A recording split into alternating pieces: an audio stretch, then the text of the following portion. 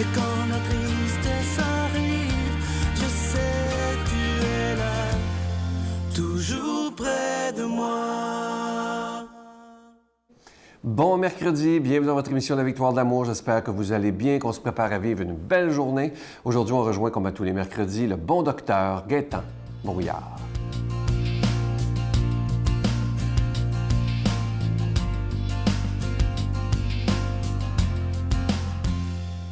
Bon matin tout le monde.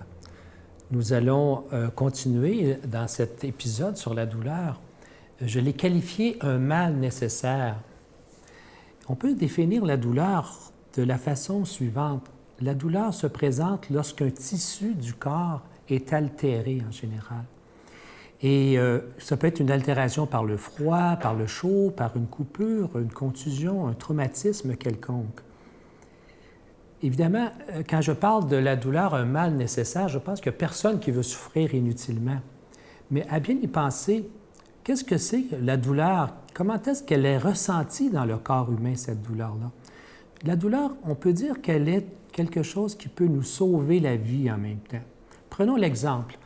Il y a un objet devant vous et vous mettez la main dessus et par malheur, ce produit sur lequel vous avez mis la main était excessivement chaud. Et dans un réflexe instantané, le corps, dans sa grande sagesse, va contracter les muscles pour retirer la main le plus rapidement possible. Donc, on peut voir dans le processus d'une douleur, quand le corps expérimente une douleur, il y a un côté de préservation de la vie aussi. Parce que si vous aviez laissé probablement la main sur ce four très brûlant, eh bien, votre main aurait fondu et il vous manquerait peut-être une main par la suite de ça si aucune douleur ne s'était pas présentée. Donc, dans le monde dans lequel nous vivons, la douleur, elle est quand même importante.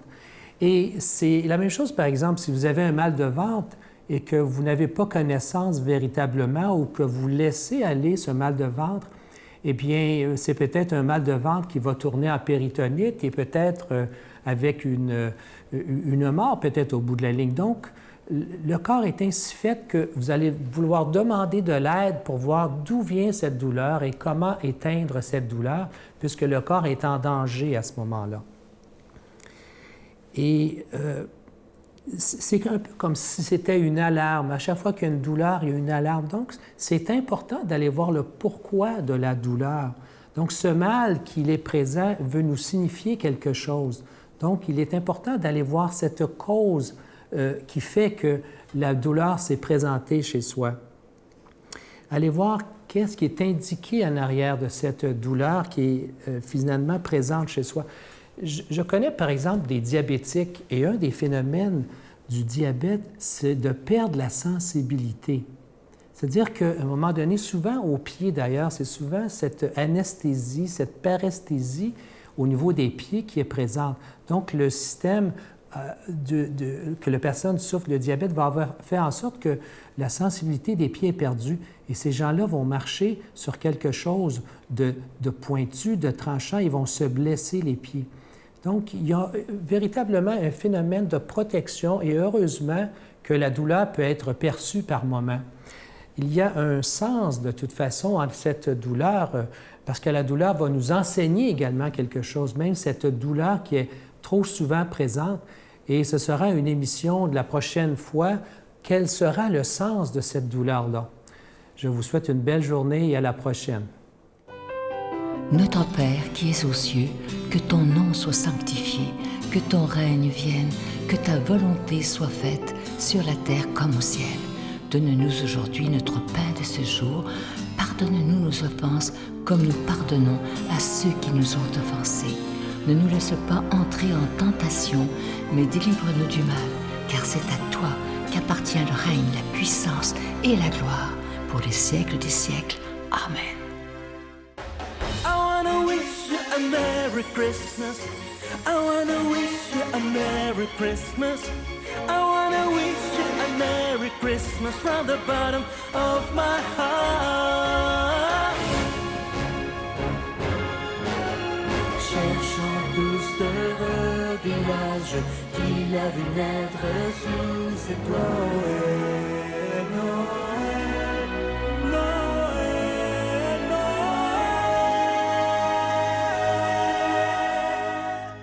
Je suis tellement heureux de vous parler de ce beau cadeau du mois pour le mois de novembre. Il s'agit d'une exclusivité de la Victoire de l'amour. Il a été fabriqué exprès pour nous. Il s'agit de l'Ange de Noël, collection 2017.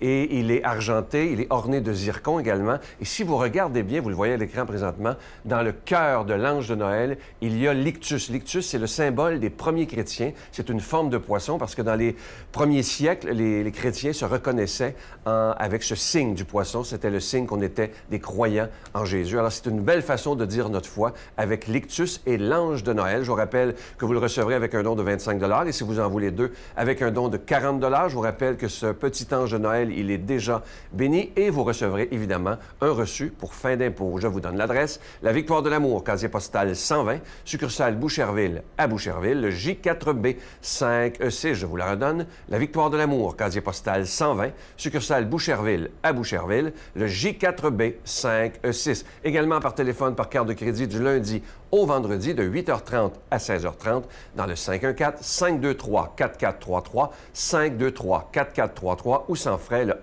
1-888-811-9291, 1-888-811-9291 et aussi sur notre site Internet, le www.lavictoiredelamour.org. Je vous rappelle que en faisant votre don sur notre site Internet, c'est aussi une façon très, très sécuritaire pour faire votre don. Et évidemment, c'est extrêmement rapide. Je vous remercie de tout cœur. Je vous rappelle ce magnifique cadeau du mois, l'Ange de Noël, collection 2017, avec un ictus au cœur de l'ange. Merci de tout cœur de votre grande générosité et merci de votre prière.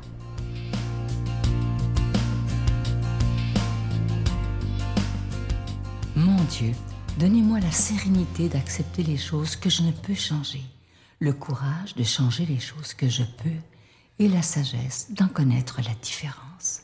Amen. Aujourd'hui, la parole de Dieu est proclamée par notre ami, l'abbé Éloi Gillard.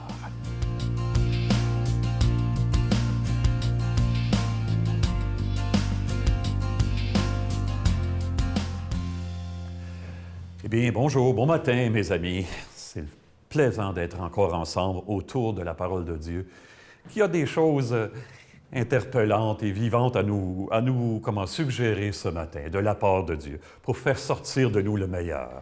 Alors, sans plus attendre, on y va, on est dans l'Évangile de Luc. De grandes foules faisaient route avec Jésus. Il se retourna et il leur dit: « Si quelqu'un vient à moi sans me préférer à son père, sa mère, sa femme, ses enfants, ses frères et sœurs, et même à sa propre vie, il ne peut pas être mon disciple. Celui qui ne porte pas sa croix pour marcher à ma suite ne peut pas être mon disciple. Quel est celui d'entre vous qui, voulant bâtir une tour, ne commence pas par s'asseoir pour calculer la dépense et voir s'il a de quoi aller jusqu'au bout?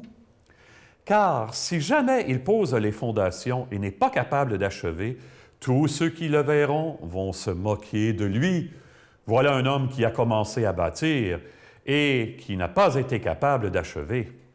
Et quel est donc le roi qui, partant en guerre contre un autre roi, ne commence pas par s'asseoir pour voir s'il peut, avec 10 000 hommes, affronter un autre qui marche contre lui avec 20 000? S'il ne le peut pas, il envoie, pendant que l'autre est encore loin, une délégation pour demander les conditions de la paix. Ainsi donc, celui d'entre vous qui ne renonce pas à tout ce qui lui appartient ne peut pas être mon disciple. » Renoncer à tout parent, à tout ce qui nous appartient, ai-je un souvenir sympathique. Vous savez, quand on interpelle les jeunes à la vocation presbytérale, à devenir prêtre, des gars qui ont du cœur, 99% du temps, c'est la vocation au célibat. C'est la demande du célibat de l'Église qui fait problème. Mais j'ai souvenir d'un gars très sympathique que j'ai connu dans la paroisse d'un confrère qui était prêtre. Puis on avait cliqué ensemble vite. Puis là, ce bonhomme-là était encore aux études au secondaire, puis il travaillait beaucoup, pourtant ses parents ne manquaient pas d'argent. Les parents étaient des universitaires. Il travaillait déjà beaucoup, pas parce qu'il voulait faire la grosse vie, mais il était comme ça, il ne voulait pas manquer. Et ce bonhomme-là, il travaillait comme ça, puis il me disait, c'était tellement drôle de l'entendre, « Éloi, obéir, ça, je serais capable. Le célibat, ça, je serais capable. Mais la pauvreté, je suis pas capable. C'était tellement drôle dans la manière dont ils m'ont dit ça. Je suis pas capable, et là, ça sert à rien. Bon, ben, on travaille avec les gens comme ils sont, hein? Voilà. Alors, Jésus, il en a fasciné pourtant du monde, hein? De toutes les manières depuis 2000 ans, puis il continue de le faire, bien sûr. Il ne devait pas être surpris. Il était solitaire, hein? Pourtant, quand ses exigences sont devenues plus radicales, il a senti que l'Évangile serait comme un entonnoir, hein? Que sa carrière serait comme un entonnoir. Beaucoup de monde, ça diminue, puis autour de la croix, il n'y a plus personne. Il a senti ça. Hein? Alors, ça ne l'empêchera pas d'aller jusqu'au bout quand même et de nous demander, toi, que feras-tu de toi-même, de ta vie? 2 fois, dans l'Évangile qui vient de nous être dit, il donne des exemples. 2 fois, Jésus il dit, il faut que tu t'assoies, il faut que tu prennes le temps de t'asseoir pour réfléchir. Et quand tu as la vocation, que tu penses réfléchir à ta vocation pour méditer. Des élans, on en a tous, des retombées aussi. Hein? C'est la vie qui se charge de nous ouvrir le cœur. Êtes-vous d'accord? Hein? Pas comme on l'aurait pensé, pas comme on l'aurait souhaité. La souffrance se charge de nous amener là où on n'aurait probablement pas même imaginé. En tout cas, c'est mon cas et je pense que c'est le cas de chacun et chacune d'entre nous. Un jour, un homme est venu me voir, à peu près le même âge que moi, et il était insatisfait de sa vie. Oh, il était insatisfait de sa job, il était insatisfait de ses revenus, il était insatisfait de ses amours. Puis, il ne voulait pas le dire, mais je le sentais surtout spirituellement insatisfait. Là, je lui ai dit, tu vas t'asseoir, comme Jésus nous le dit dans l'Évangile, et tu vas prendre le temps d'écouter ton cœur. Si tu l'écoutes juste une seule fois, là, te dire ce qu'il a toujours voulu te dire, mais que tu lui as jamais permis de te dire, il va t'amener pas mal plus loin que tu penses. Mais tu vas devenir libre. C'est ça le challenge. Tu l'écoutes juste une fois, tu ne seras plus jamais capable de le fermer après, de l'empêcher de te dire ce qu'il a à te dire. C'est pour ça qu'on n'ose pas le faire. Mais tu vas tellement ressusciter dans ta vie. Je le sentais, il était comme moi, là. C'était un ardent intérieurement, même si à l'extérieur, ça paraissait moins.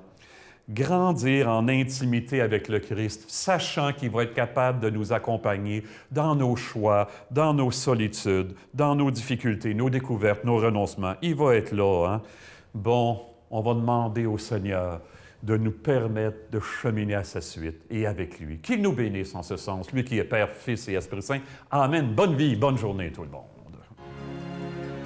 Je vous salue Marie, pleine de grâce. Le Seigneur est avec vous.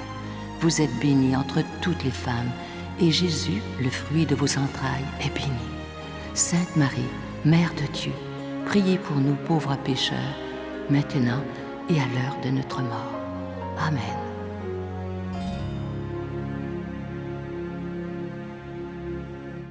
Le 1er décembre prochain, le centre Vidéotron deviendra cathédrale.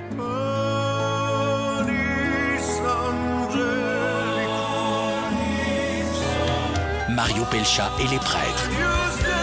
Sans oublier la voix angélique de Sophia Rose Boulanger.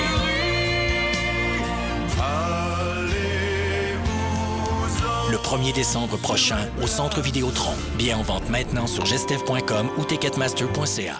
Je vous laisse avec une pensée qui dit ceci, c'est très beau d'ailleurs. Quand tu choisis de pardonner à ceux qui t'ont fait du mal, tu supprimes le pouvoir qu'ils ont sur toi. C'est tellement important le pardon et c'est tellement libérateur. À demain. Bye. Bien sûr, c'est un grand cadeau de Dieu. Ça m'arrive dans un moment de ma vie où je me posais beaucoup de questions. Je ne savais pas si j'allais retourner au studio. Et tout à coup, ce cadeau si généreux arrive dans ma vie d'être à Prague et enregistrer des chansons de Noël pour la victoire de l'amour. Je ne peux pas demander plus à Dieu.